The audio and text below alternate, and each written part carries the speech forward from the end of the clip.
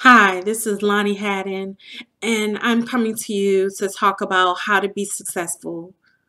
One, there's 5 steps, but the first one is doing a self evaluation of yourself and knowing who you are. You have to be honest with yourself. So that means learning what your strengths and weaknesses are. So, first, you have to know your strengths so you'll know what works and what gets everybody going. And then you have to know your weaknesses so that you can improve them and make them strengths. And then you have to know the weaknesses that are just natural. Maybe it's because of the way you were born, or maybe it's because you have a disability, or maybe it's just like you're 4'5" trying to play pro basketball or something like that. Um, that's something that is just going to be very difficult for you to do. So you just have to accept that. So uh, what I want to do is just talk about the self evaluation and how it can help you. If you're honest with yourself, you can change the things that are broken, and the ones that you cannot change, you can just change your attitude about. So that's what I mean by the weaknesses. What's broken? What needs to be fixed? And then second, you need to be honest with everyone else. So say you're in a meeting and someone says you did something wrong. The first thing everybody thinks is, oh, no, I didn't. Maybe someone else did it, or it happened because of this or that or that.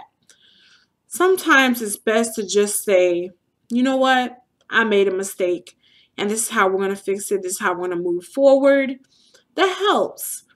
No one wants to hear a bunch of excuses. No one wants to hear any whining or anything like that. Just be strong. You're strong. You can do it. Just say, hey, you know what? I made an error. This is how we're going to fix it. And people can appreciate that more because they know you did it. Or maybe you didn't. No. Just kidding. Yeah, yeah, so yeah, you just have to, understand when it's time to step up and say, okay, I made a mistake. Just do it. And then communication is the third one. We want to be able to communicate effectively with people, which means we want to listen.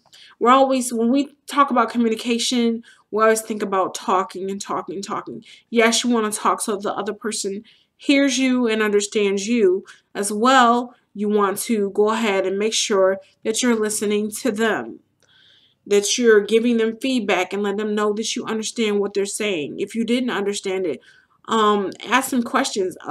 Is this what you meant when you said this? Is this what you meant when you said that? I want to make sure I understand you.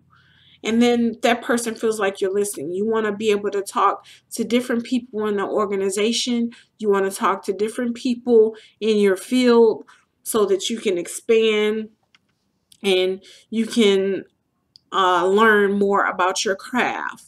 So that leads me into my next thing, which is attitude.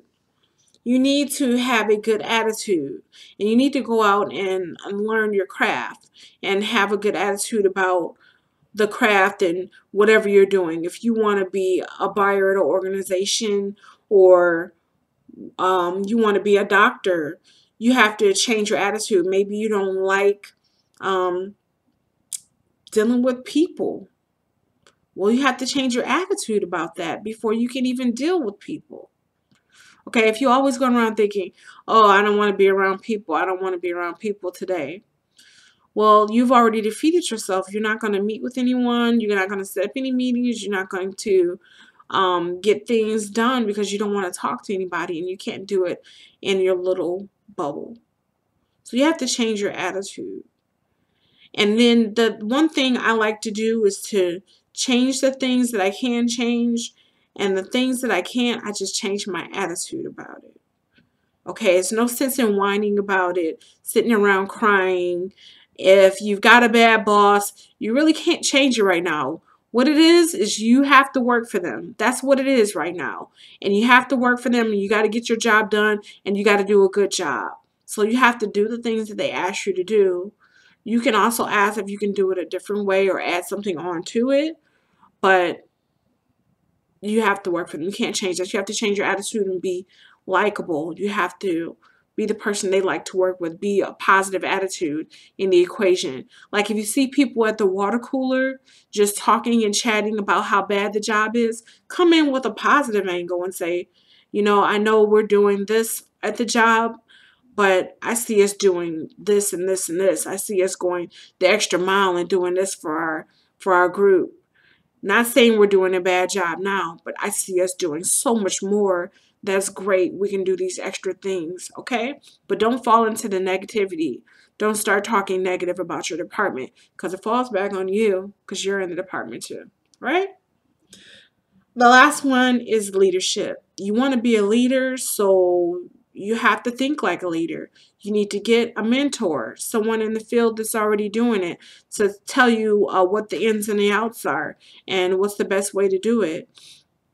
You want to be knowledgeable about your field, so you want to get some self-improvement books about how to be a leader, how to be a boss. Talk to a life coach like myself. Read self-improvement books, and do videos. Look at self-improvement videos like this one. Joel Osteen is great. TD Jakes, Trent Shelton, great people to get self-improvement ideas. So do that. I would encourage you to do that on a regular basis. You will rarely see me read a book for enjoyment. I have a friend, Kashina Parker, that wrote a good book, Ruthless. That's my friend, so if you see her book, pick it up.